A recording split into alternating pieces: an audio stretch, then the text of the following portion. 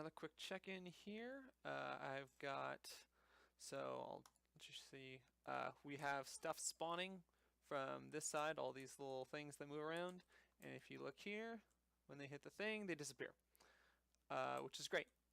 So I'll show you what is making them disappear first, because it seems like it's an invisible wall, and in fact it is an invisible wall. Move ball barrier, and let's make it visible. It's the cube, right? No.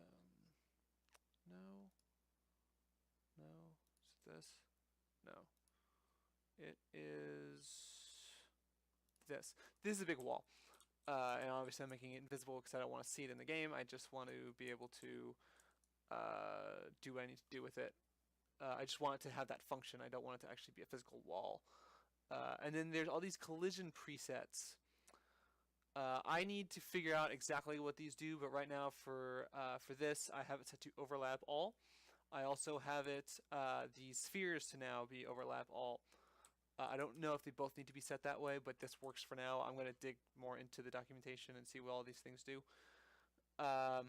So that makes those things disappear. Now the spawning here, first I'll go into the move ball barrier. That's what that thing is. That's the actor that wall has. You see here we have this a primitive component that we're naming trigger. This is I'm taking straight out of that battery demo I was talking about, and we create this default sub object, which is like I guess it's a sphere. Just not that I guess it doesn't really matter what it is. And I set it to have these overlap events and set it to take collision, and that means I get to override these two functions: notify actor on actor begin overlap and notify actor end overlap. And those are like Unity's on trigger enter and on trigger leave. That's what's called. On trigger enter, on trigger on trigger leave. Or there's also just like there's also just an on trigger that hits every single frame or update frame that the two colliders are colliding. And like the same thing, you get an actor, which you could think of as like a game object in this case. I have it. I'm doing everything on notify actor begin overlap.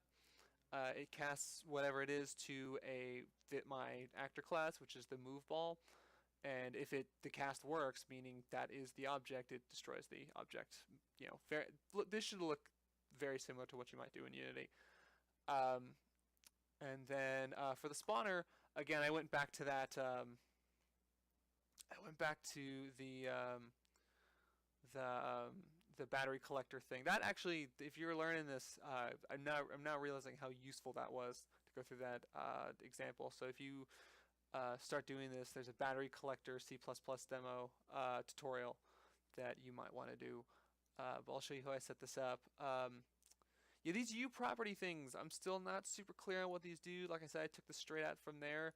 But you've got this box component, very much like this trigger component. Like I think box component is a subclass of a primitive component, I believe.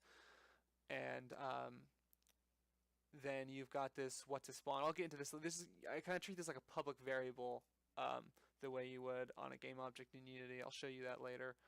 But on the tick, we've got spawn timer. It's basic float, and every half a second, so it goes down to 0 and it refills the spawn timer to 5.5. I should make that more formal. That's kind of messy the way it is.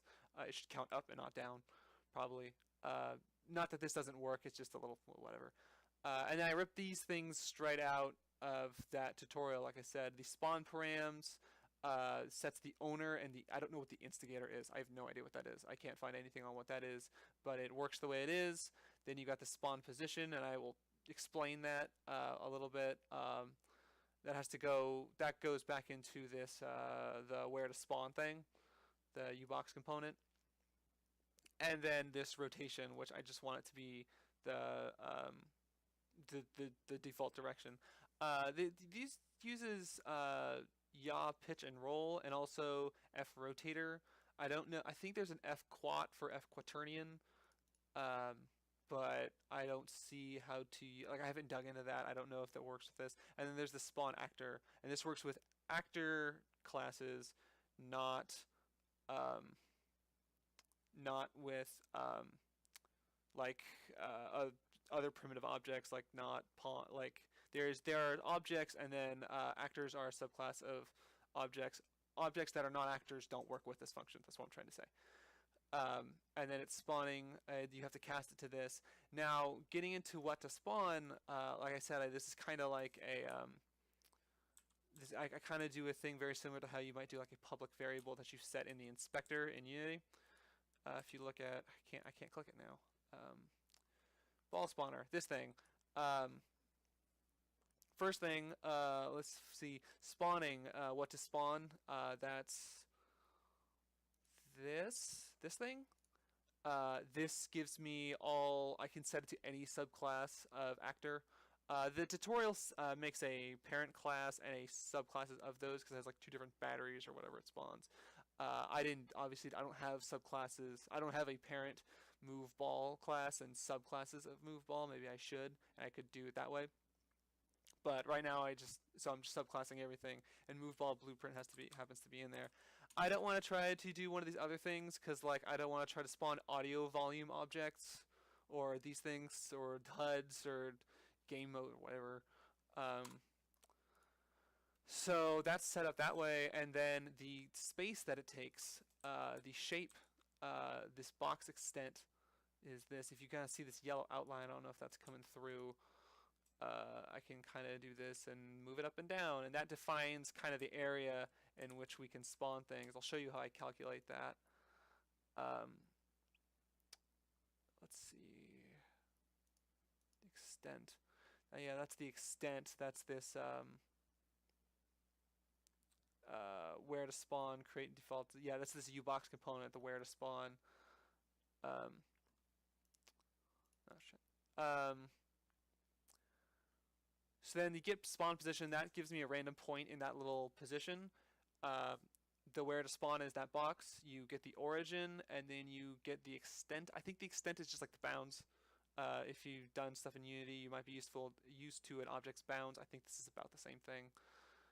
And then there's this Kismet math library. Like it's a random point of bounding box. If you didn't have this, there's still a way to do this. That's not too bad. All you have to do is basically find the bounds of the box, like you have this extent, right? Which is a vector.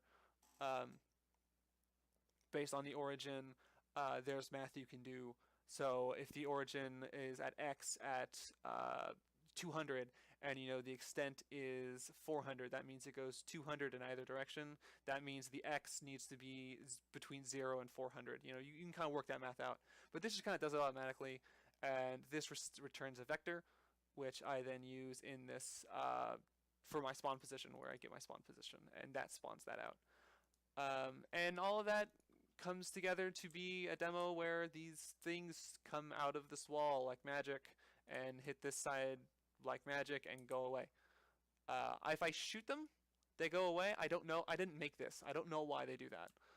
And if I stand here, they kind of, it interrupts their velocity because their velocity is still being set when they are created, and it's not being updated in their tick functions. Maybe they should, but I'm hoping at some point they actually interact with me. They do some damage, or they go away, or they do something. They don't just, you know, act like that.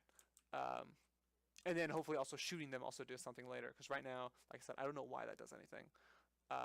But it's coming along. If I can, again, get those